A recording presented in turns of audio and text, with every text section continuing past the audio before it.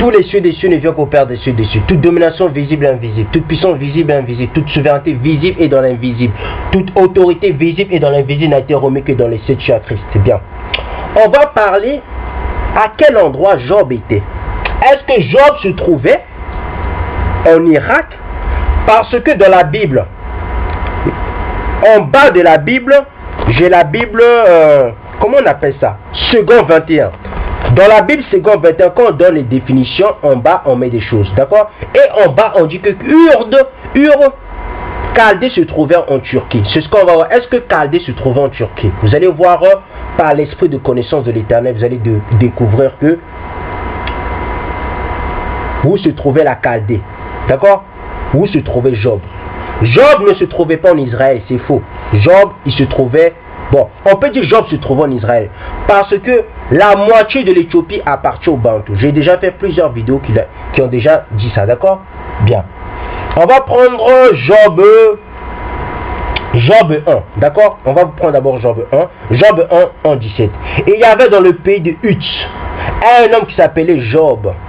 Cet homme était intègre et droit, il craignait Nzambe et se détournait du mal. Il avait 7 fils et 3 filles. Il possédait 7000 brebis, 3000 chameaux, 700 paires de bœufs et 500 ânesses. Il avait aussi un très grand nombre de serviteurs. Cet homme était le plus important de tous les nomades de l'Est. Donc on dit que Job se trouvait à l'Est. D'accord? Vous allez comprendre. On va voir de quel Est on parle. Bon, là, on dit des nomades de l'Est. Donc, on parle de tout l'Est de quoi? De l'Afrique. Vous allez comprendre cela, d'accord? Prenez votre mal en impatience. Donc, on poursuit. Les fils de Yombe. Parce que Job, c'est Yombe, d'accord? Parce que le juste, ça n'existait pas en Kikongo. Ceux qui prient en français, ceux qui ne prient pas en Kikongo, leur prière n'est pas vraiment très efficace. Parce que le Kikongo, c'est la langue de la création, si vous ne savez pas ça. Lisez le livre de Jubilé, d'accord? Abraham, il parlait le Kikongo. Il parlait la langue de la création. D'accord? Je poursuis. Les fils de Yombe se rendaient visite les uns aux autres et organisaient, chacun à tour de rôle, un festin. Ils invitaient leurs 3 sœurs à manger et boire avec eux. Quand les jours de festin étaient passés, Yombe faisait venir ses fils pour les purifier. Il se levait de bon matin, offrant un holocauste pour chacun d'eux. En effet, il se disait, peut-être mes fils ont-ils péché. Donc, Yombe, il faisait la purification pour ses enfants. Pourquoi? Parce que l'Éternel, il est saint. Moi qui vous fais des vidéos, moi qui vous édifie, moi qui vous apporte des connaissances. Si je ne suis pas saint, je ne verrai jamais l'Éternel. Mais je vous dis dans mes vidéos, vous acceptez pas, même si je vais en enfer, même si je vais au paradis, tout ce que je dis c'est vrai, d'accord? Allez-y faire les recherches, d'accord? Et je ne cherche pas des adeptes, d'accord? Je suis un diacre dans l'église, bien, je ne suis pas un prophète, je ne suis pas je sais pas quoi, moi je suis un diacre, point barre, bien, je poursuis. Donc on voit que Yombe, il purifiait ses enfants parce que Nzambi, je suis celui qui suis, même Christ qui est celui qui est, il est pur. Tu ne peux pas voir Christ, tu ne peux pas t'asseoir à côté de Christ si tu n'es pas pur, d'accord? Je vais parler des 3 sortes, je vais faire une vidéo, je vais parler des 3 sortes de consécration, d'accord? On va parler de la consécration du peuple, de la consécration des Lévites et on va parler de la consécration des prêtres. On va parler de 3 sortes de consécration. On va même parler de la consécration même de Christ Yokanon, les 4 sortes de consécration, d'accord? Laissez-moi le temps, je vais d'abord finir cette vidéo là. Dans quelques mois on va parler de ça, je poursuis. Un jour, les fils de Nzambi vinrent se présenter devant l'Éternel. Et Satan vint aussi au milieu d'eux. Pourquoi Satan est venu quand les anges sont venus se présenter devant l'Éternel? Parce que Satan, c'est un chérubin jadis point. Satan, c'est pas n'importe qui. Lucifer, vous les êtres humains, vous prenez Lucifer pour vos compagnons de gangsters, on dirait. Lucifer, c'est pas n'importe qui. Lucifer, c'était un chérubin jadis point. Donc, Lucifer, il était même pas saint. Lucifer, il était sacré. Vous comprenez c'est quoi sacré? Celui qui est saint, celui qui est sacré, il est au-dessus du mot saint. D'accord? Satan, c'était un chérubin sacré. Donc, Satan pouvait aller communiquer avec l'Éternel. Donc, c'est normal qu'on dit un jour les fils de Dieu viennent se présenter devant l'Éternel et Satan vient aussi au milieu d'eux. Parce que Satan, il était sacré, Satan n'était pas saint. D'accord? Je poursuis. L'Éternel dit à Satan, d'où viens-tu? Satan répondit à l'Éternel, de parcourir la terre et de m'y promener. L'Éternel dit à Satan, as-tu remarqué mon serviteur Yombé? Il n'y a personne comme lui sur la terre, c'est un homme intègre et droit. Il craint Nzambi et se détourne du mal. Satan répondit à l'Éternel, est-ce de cette façon désintéressé que Yombé craint Nzambi? Ne l'as-tu pas entouré de ta protection? Donc, on a vu que Yombé, il aime, il craint l'Éternel de façon désintéressée. Ça s'appelle l'amour. D'accord? Moi, les femmes ou bien les hommes partout qui vont dire, ouais, mais ce frère, je le connais, il fait des vidéos. C'est pas quelqu'un d'amour. J'en ai rien à cirer de ce que vous allez dire, d'accord? Je n'ai rien à cirer. Vous me prenez pas. Moi, je ne suis pas là pour que vous m'aimez. Moi, ce que je sais que l'amour, moi, toutes les femmes que j'ai aimées, tous les hommes que j'aime, ou bien toutes les femmes que j'aime, c'est un amour désintéressé, d'accord? Je n'ai pas besoin qu'ils viennent me donner, je ne sais pas, des berlines, des belles voitures, je ne sais pas. Je n'ai pas besoin, d'accord? Bien. Donc on voit que Yombé, il avait un amour désintéressé de l'Éternel. Un vrai Bantou, il doit avoir un amour désintéressé de l'Éternel. Parce que l'homme représente l'amour, d'accord? C'est pas la femme qui représente l'amour. La femme, elle représente la sagesse, d'accord? Je poursuis. Donc, ne l'as-tu pas entouré de ta protection, lui, sa famille et tout ce qui lui appartient? Tu as béni le travail de ses mains et ses troupeaux couvrent le pays. Mais porte donc la main contre lui, touche à tout ce qui lui appartient, et je suis sûr qu'il te maudira en face. L'Éternel dit à Satan, voici tout ce qui lui appartient, je te le livre. Seulement, ne porte pas la main sur lui. Satan se retira alors de la présence de l'Éternel. Alors qu'un jour les fils et les filles de Yombé mangeaient et buvaient du vin chez leur frère aîné, un messager arriva vers Yombé et lui dit, les bœufs labouraient et les ânesses broutaient à côté d'eux. Les Sabéens, vous voyez un indice? Vous voyez? Donc, Yombé, où Yombé était, Yombé se trouvait en Éthiopie. D'accord? Ça c'est la première indice que je vous donne. D'accord? Je poursuis. Donc on dit, des Sabéens se sont jetés sur eux et les ont enlevés parce que Yombé se trouvait en Éthiopie. D'accord? Ils ont tué les serviteurs à coups d'épée. Je suis le seul à avoir pu m'échapper pour t'en apporter la nouvelle. Il parlait encore lorsqu'un messager arrivait et dit, la foudre est tombée du ciel, a embrassé les brebis et les serviteurs et les a dévorés. Je suis le seul à avoir pu m'échapper pour t'en apporter la nouvelle. Il parlait encore lorsqu'un autre messager arrivait et dit, des Chaldéens. Ça c'est la deuxième clé des écrits de ce que je suis en train de vous dire. Donc après les Sabéens, on voit les Chaldéens. Vous allez comprendre que la Chaldée se trouve en Éthiopie. D'accord?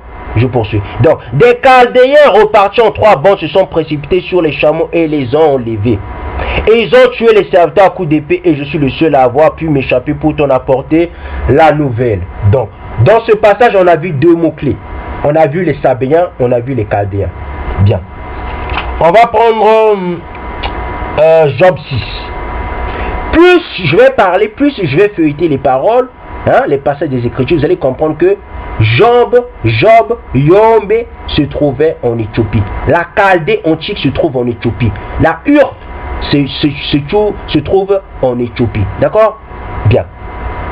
À tous ceux qui disent que Terah se trouvait, je ne sais pas où ça, en Israël, dans le faux Israël, parce qu'ils ne connaissent pas les Écritures. D'accord? Quand tu ne connais pas les Écritures, faut être humble. D'accord? Moi, j'ai fait des années. J'ai bavé comme personne n'a bavé. D'accord? J'ai bavé comme personne n'a jamais bavé. D'accord? Chaque seconde, chaque minute, je faisais que ça. D'accord? Bien. Donc, je poursuis. Toute gloire ne revient qu'au Père dessus. Bien. Donc, Job 6, 14, 20. Job 6, 14, 20. Qui dit, celui qui souffre a droit à la bienveillance de son ami, même s'il abandonne la crainte du Tout-Puissant. Mes frères m'ont trompé comme le fait un torrent, comme les cours d'eau qui disparaissent. La fonte des glaces assombrit leur eau et la neige s'y dissimule. Mais à la saison chaude, il arrête de couler sous l'effet de la chaleur. Leur lit devient tout sec. Des caravanes quittent leur chemin, s'enfoncent dans le désert et disparaissent. Les caravanes de Théma les cherchent du regard, les voyageurs de Séba. Donc, c'est la deuxième passage des Écritures qu'on voit le mot Séba. Vous voyez? Donc, Yombe se trouvait en Éthiopie. D'accord? Je vais finir ce passage et je vais prendre un autre passage encore. D'accord? On dit. Donc, les caravanes de Théma les cherchent du regard. Les voyageurs de Séba sont pleins d'espoir. Bien. Donc, on a vu que où se trouvait Job, Yombe se trouvait en Éthiopie. D'accord? Je vais prendre encore un autre passage des Écritures. On va prendre Josué 28. Josué 28. Je dis Josué, excusez-moi. Job 28, 12, 19. Job 28, 12, 19. Ça dit. Mais la sagesse, où peut-on la trouver? La sagesse, c'est qui? C'est la femme. Quand tu vois une femme bantou, tu vois la sagesse. Mais la femme bantou de maintenant, c'est devenu du n'importe quoi. Vous les femmes bantou, vous allez venir me dire ce que vous voulez. Ça ne tient qu'à vous, d'accord? Je ne suis pas là pour vous plaire, d'accord? Ce que je dis, c'est vrai. Les femmes bantou sont devenues du n'importe quoi. La vraie femme bantou, elle représente la sagesse. Elle représente l'immortalité. Elle représente l'arbre de la vie. Même Ève dans les cieux, dans le monde semi-matériel, semi-astral, elle n'a jamais représenté la sagesse. Donc, à plus forte raison, toi, ma soeur bantou, tu vas représenter la sagesse en quoi? Si tu veux représenter la sagesse, démontre-nous que toi tu es la sagesse. Parce que Ava, même Ava dans le monde astral, dans le monde semi-astral, elle n'a jamais prouvé que elle est la sagesse. Elle n'a jamais prouvé que c'est elle l'arbre de la vie, d'accord? Parce que toutes les femmes bantou, dans leur intérieur, dans leur plus profond de leur cœur, elles représentent la sagesse. La femme bantou représente l'arbre de la vie. La femme bantou représente l'immortalité. Mais la femme bantou, c'est devenu du n'importe quoi, d'accord? Je poursuis. Donc on dit, mais la sagesse, où peut-on la trouver? Où est l'emplacement de l'intelligence? La sagesse et l'intelligence, c'est pas la même chose, d'accord? La sagesse et l'intelligence, c'est pas la même chose. Mais celui qui a la sagesse, il peut être intelligent, d'accord? Celui qui a l'intelligence, il n'a pas la sagesse. Il faut qu'il demande la sagesse, d'accord? Mais celui qui a la sagesse, il peut avoir l'intelligence. D'accord? Comprenez? Je poursuis. D'accord. Mais la sagesse, où peut-on la trouver? Où est l'emplacement de l'intelligence? L'homme ne connaît pas sa valeur. Elle ne se trouve pas sur la terre des vivants. La Bible dit, elle n'est pas en moi, et la mère dit, elle n'est pas avec moi. Elle n'est pas donnée en échange d'or pur. On ne l'achète pas avec de l'argent, d'accord? Donc, celui qui croit que la sagesse, ça s'achète avec de l'argent, c'est faux. La sagesse ne s'achète pas avec l'argent. Si tu veux la sagesse, va voir une femme. Mais la femme bantou, si tu veux aller voir la femme bantou, il faut que la femme bantou, tu l'analyses de A à Z. D'accord? Il faut que tu l'analyses de A à Z. Il faut que tu fasses des études, tu fasses des recherches sur elle, pour savoir est-ce que elle c'est la sagesse sur terre. D'accord? Mais il n'y a pas de... toutes les... Bon, je ne vais pas dire toutes les femmes bantou, d'accord? Je dis la majorité des femmes bantou, elles ne sont pas sages. D'accord? Mais quand tu vois une femme bantou, tu vois la sagesse. En réalité, je poursuis. L'or dauphine ne fait pas le poids contre elle. Donc, ni le précieux onyx ou le saphir, on ne peut la comparer ni à l'or ni au verre. On ne peut l'échanger contre un vase en or fin. Oubliez le corail et le cristal. Posséder la sagesse, c'est avoir plus que des perles. Ce n'est pas dans Ecclésiaste qu'on dit qu'une femme qui a de la valeur, c'est une femme qui est même précieuse que des perles. Parce que la vraie femme bantou, elle représente la sagesse. Mais ces femmes bantou, c'est devenu du n'importe quoi. Allez-y les voir, vous allez comprendre. Donc je poursuis. Oubliez le corail et le cristal. Posséder la sagesse, c'est avoir plus que des perles. Vous comprenez? Donc on dit que celui qui possède la sagesse, c'est plus que des perles. Celui qui a une femme qui est sage, c'est plus que tout l'or du monde. Celui qui a une femme sage, tu veux quoi de plus, mon frère? Tu veux quoi de plus? Tu veux l'argent, mais tu auras l'argent si tu as une femme sage. À moins que cette femme-là, elle devienne comme Ève, en fin de fin. D'accord? Je vais poursuivre. Donc, c'est ce passage-là qui va démontrer que Job se trouvait en Éthiopie. Parce que si Job ne se trouvait pas en Éthiopie, pourquoi Job répétait sans cesse le mot Saba, Sabéen et Éthiopie? Pourquoi il répétait ces trois mots-là? Parce que Job se trouvait en Éthiopie. Point barre. La vraie Chaldée se trouve en Éthiopie. La vraie Ur, ça se trouve en Éthiopie. Donc tous ceux qui disent que Israël se trouvait de l'autre côté là-bas, là, mais moi je comprends pas. Vous lisez quelle Bible en fin de compte? D'accord? Je vais finir. Donc on dit, hein, Job 28, 19 qui dit: la topaze d'Éthiopie ne peut pas être comparée à elle, et l'or pur ne fait pas le poids contre elle. Donc vous comprenez? Donc la vraie femme bantou, parce que la sagesse, qui détient la sagesse, c'est la femme bantou. Mais la femme bantou c'est devenu du n'importe quoi. D'accord? Bien. Donc on a vu que l'Éthiopie, Job se trouvait en Éthiopie. La Chaldée c'était en Éthiopie. Bien. Je vais prendre encore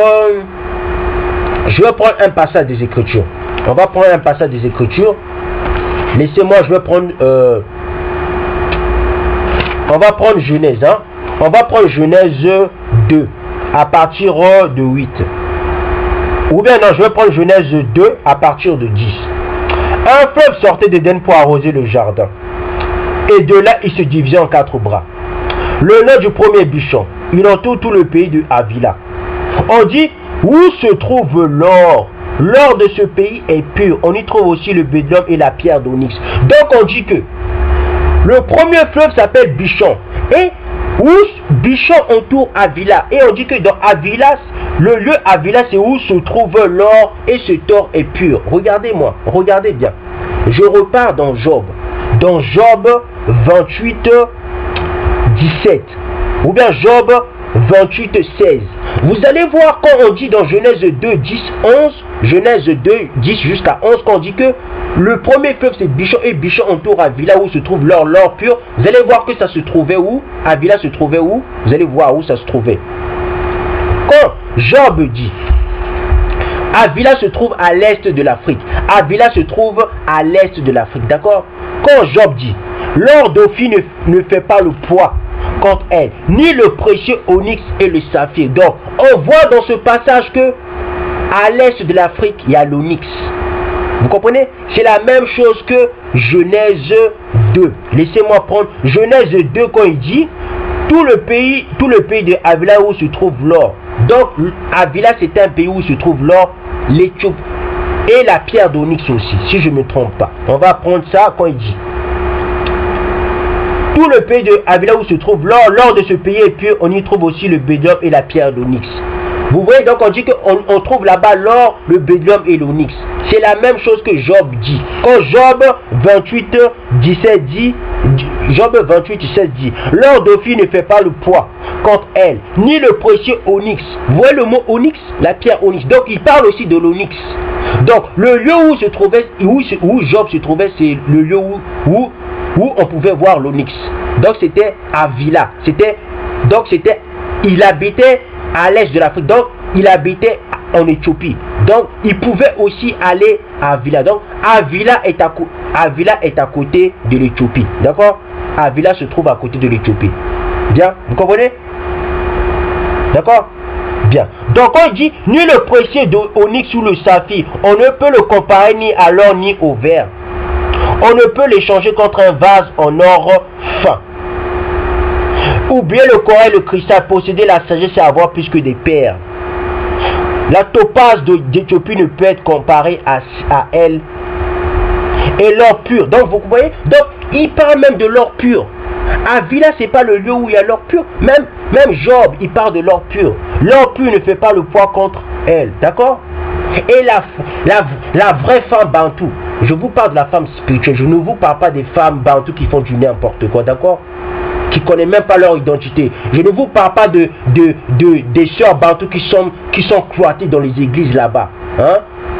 Je parle des vraies femmes bantou, des femmes bantou spirituelles. Les vraies femmes bantou spirituelles, ils détiennent la sagesse. D'accord? Ces femmes bantou, même l'or, même ça, elles vaut même pas l'or.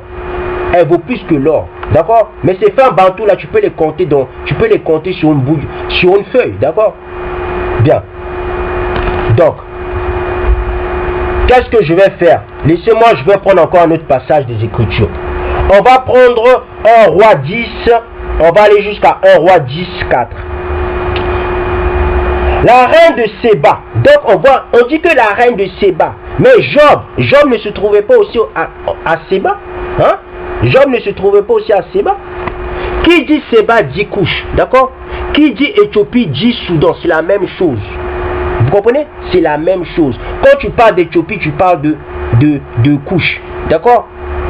Parce qu'il vient du même ancêtre. Bien.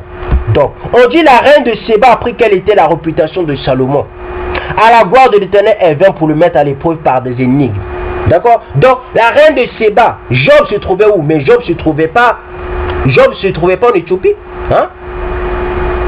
Laissez-moi prendre Job encore. Laissez-moi prendre Job. Parce que je suis un frère, j'aime qu'on arrive à bien se comprendre. Je ne suis pas là pour berner les gens, d'accord? Il faut qu'on arrive à bien se comprendre. Je suis l'un des frères qui aime qu'on se comprenne très bien. Même si vous n'allez pas aimer ce que je dis, mais j'aime qu'on se comprenne très bien, d'accord?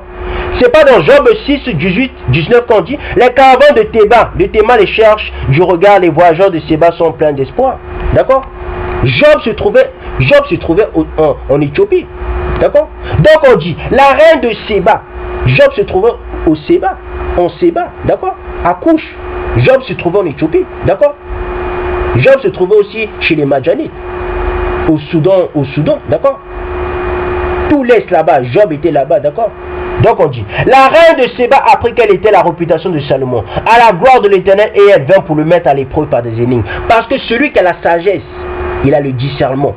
D'accord? Vous allez comprendre. Elle arriva à Salama avec une suite très nombreuse, avec des chameaux chargés d'aromates, d'or en très grande quantité de pierres précieuses. Donc on voit que la reine de Séba, donc on voit que la Séba antique a des pierres précieuses. Mais regardez, on dit, quand tu vas dans Wikipédia, on te dit que la Séba c'est le Yémen. Depuis quand le Yémen a des pierres précieuses? Je vous répète ça. Depuis quand le Yémen a des pierres précieuses? Mais le Yémen n'a pas de pierres précieuses. Le Yémen a que le pétrole. Allez-y vous documenter. Je répète, le Yémen n'a pas. Le Yémen, ils ont que des pétroles. D'accord? Ils n'ont pas de pierres précieuses. Mais dans ce passage, on voit que la reine de Séba leur a ramené des pierres précieuses, de l'or en très grande quantité. Mais le Yémen n'a pas d'or. Le Yémen n'a pas de pierres précieuses. Parce que la Séba antique se trouve en Afrique. La Séba antique, c'est l'Éthiopie. D'accord? Je poursuis. Donc, c'est pour démontrer que Job ne se trouvait pas, je ne sais pas où ça. Job se trouvait à l'est de l'Afrique. La moitié de l'Éthiopie appartient au Bantou, si vous ne savez pas. Si vous, le Bantou, là, toi, mon frère du Congo-Kinshasa, toi, mon frère de la République du Congo, toi, mon frère de l'Afrique du Sud, de la Mozambique, de la Zambie, du Lesotho, de la Swaziland, même du Comore, tout ça, ainsi de suite. Toi, mon frère, toi qui ne sais pas que tu es un Bantou, tu te dis Bantou, mais tu dis, je suis Gabonais, je suis Camerounais. Après, tu dis, oh, les Blancs ne nous aiment pas. Mais toi, tu te dis d'abord Camerounais. Dis-toi d'abord que tu es d'abord un Bantou. Après, tu te dis Camerounais. D'accord? C'est là que je vais voir que tu n'es pas aligné. D'accord? Il y a beaucoup d'intellectuels qui sont sur YouTube. Oh, vous les Burkinabés, quittez chez nous. Oh, et regardez, ces intellectuels, ils sont même pas des intellectuels. Ce sont des fantasmeurs. Ils aiment fantasmer des choses. D'accord? Je vais terminer. Bien. Donc on dit, la reine de Salomon, elle se rendit auprès de Salomon et lui exposa toutes ses réflexions. Salomon répondit à toutes ces questions. Donc on dit que Salomon a répondu à toutes ces questions. Pourquoi? Parce que Salomon avait l'esprit de la sagesse. Celui qui a la sagesse, il a l'intelligence. D'accord? Une vraie femme bantou. Je répète, hein, une vraie femme bantou. Si tu veux de la... Si celui qui a une vraie femme bantou, celui qui a une femme qui a de la sagesse, il a tout ce qu'il veut. Mais sauf la volonté de l'Éternel.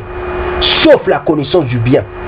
Sauf la connaissance. Parce que la femme, elle ne détient pas la connaissance. La femme, elle détient tout sauf la volonté de Dieu, sauf l'amour et sauf la connaissance. Les trois choses-là, la femme ne détient pas ça. D'accord? Quand vous dites que la femme, elle détient l'amour, c'est faux. La femme ne détient pas l'amour. C'est l'homme qui détient l'amour. La femme, elle détient la sagesse. D'accord? Elle détient l'intelligence, elle détient tout ce que vous voulez, mais sauf les trois choses. D'accord? Je poursuis.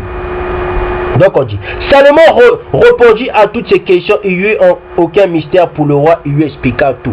Vous voyez? Donc Salomon avait l'esprit de la sagesse. Donc Salomon, tu pouvais lui donner des énigmes, il allait tout expliquer. C'est ça la sagesse. Je poursuis. La reine de Séba vit toute la sagesse de Salomon, le palais qu'il avait construit. D'accord? Bien. Je vais m'arrêter là. Je vais m'arrêter là. Je vais prendre un passage. Je vais prendre Genèse. On va prendre Genèse. Non, je vais d'abord prendre Josué. D'accord? On va prendre Josué 24. Josué 24. Quand Josué 24, 1 jusqu'à 5 dit. Josué rassembla tous les tribus d'Israël à Sichem et convoqua les anciens d'Israël, ses chefs, ses juges et ses officiers. Ils se présentèrent devant Nzambi. Josué s'adressa à tout le peuple. Voici ce que dit l'Éternel, le Nzambi d'Israël. Vos ancêtres, notamment Terah, père d'Abraham et de Nachor, habitaient autrefois de l'autre côté de l'Euphrate et servaient d'autres dieux. Donc on dit que Terah habitait de l'autre côté de l'Euphrate. Mais écoutez, je vais d'abord m'arrêter là. On va prendre Genèse, d'accord?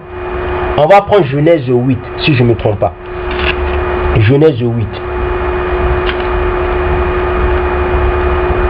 Non, on va prendre Genèse 11. C'est Genèse 11, d'accord? Genèse 11, 27, 32. Pourquoi on arrive à comprendre Josué 24, d'accord? Genèse 11, 27, 32 qui dit.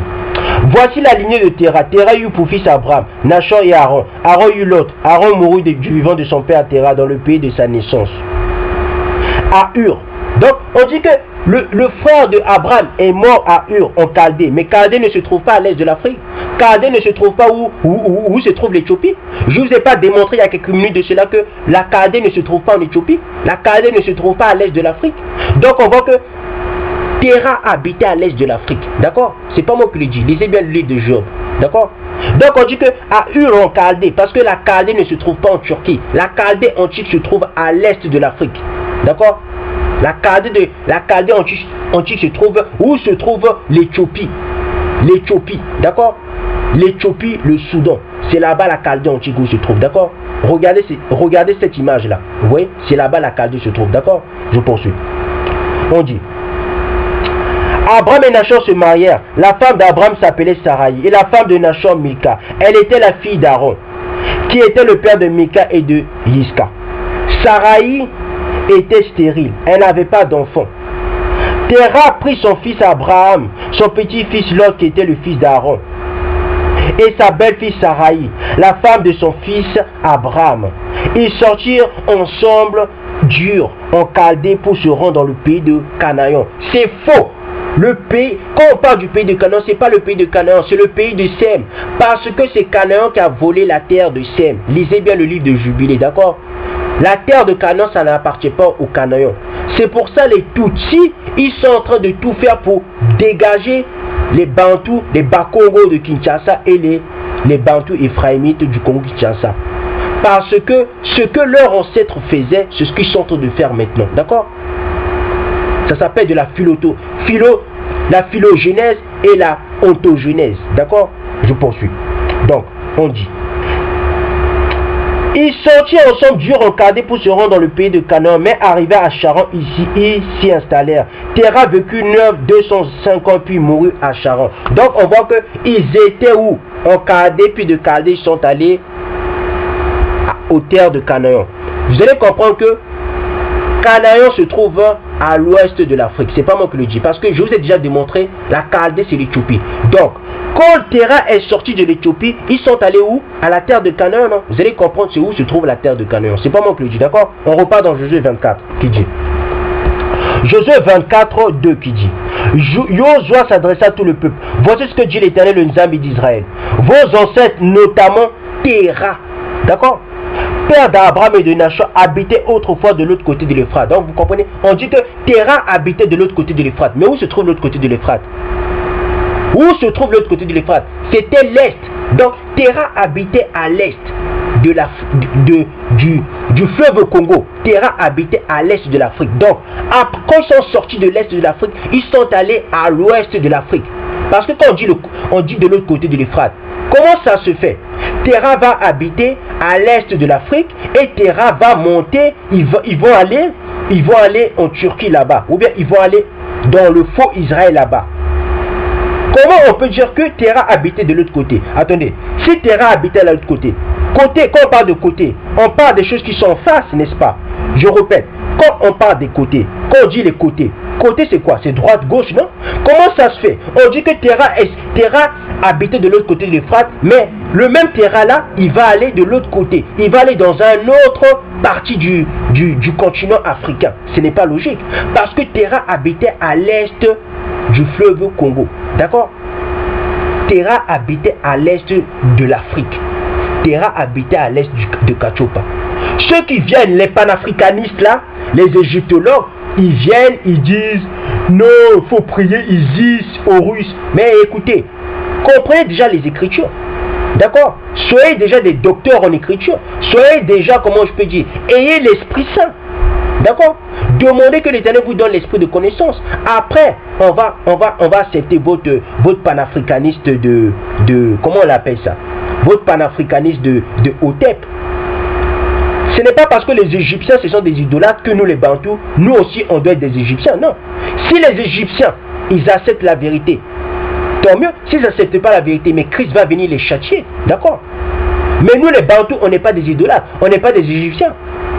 Votre panafricaniste, vous voulez mélanger tout le peuple noir ensemble. Non. Chaque peuple a son histoire. Les Bantous, ils ont leur histoire. Les Égyptiens, ils ont leur histoire. Les Couchites, ils ont leur histoire. Mais notre histoire, on a la même destinée. C'est ça le problème. Chacun a son histoire, mais ils ont la même destinée. Vous comprenez? Bien, je poursuis.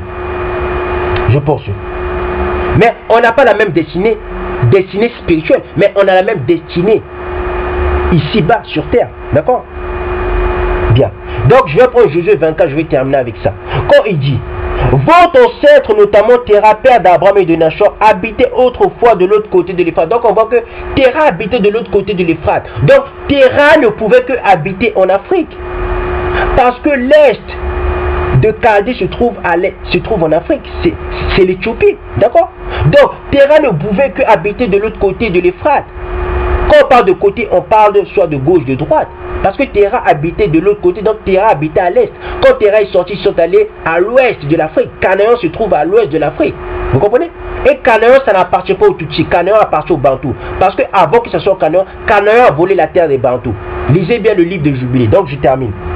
Habitait autrefois de l'autre côté de l'Euphrate et servait d'autres Zambis.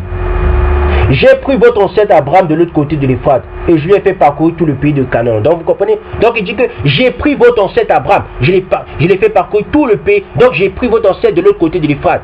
Comment toi tu vas habiter de l'autre côté de l'Euphrate et vous allez me dire que Terah habitait en Turquie.